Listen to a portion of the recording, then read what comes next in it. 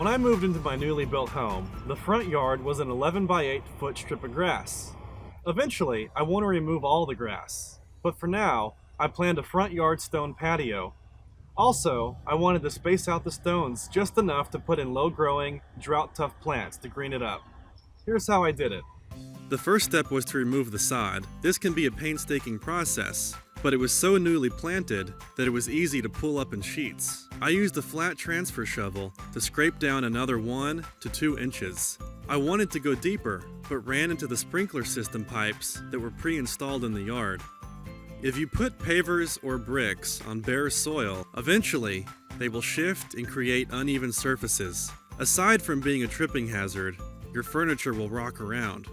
First, I filled in the area with about 1 3/4 inch of paver base. It's a coarse, rough-edged gravel aggregate that when compacted will lock together to form a firm base layer. It will also help prevent weeds from coming up from below.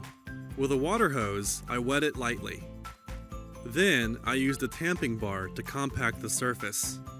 If you don't have a tamping bar, you could use the back side of a flat transfer shovel, but the heavier the tamping object, the better. For larger areas, you could rent an electric compactor to save time and physical labor.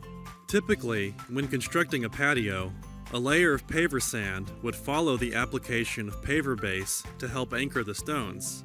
But since I will be leaving space in between the pavers to grow plants, I decided to use a thin layer of topsoil mixed with compost so that the roots have a good substrate to grow into. Next is the fun part. It is time to start laying down the stones. This part is like a puzzle and takes lots of attempts and shifting around of the pieces till they fit how you envision them. Put the stones wherever you feel is best. There is no right or wrong spot. You may need to add or remove dirt underneath each stone so that they sit level. There are many types of plants that you can use. However, I decided on dwarf mondo grass, since it's evergreen, needs little maintenance and water, and grows partly in the shade, and it's relatively cheap. Planting them was easy, but time-consuming. If the roots are circling around in the pot, spread them out a little bit. After putting them in place, I scooped soil around them and tamped them down.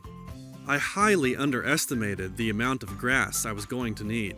My original 5 crates only filled in half of the patio. I ended up using 180 plants to fill this 11 by 8 foot area.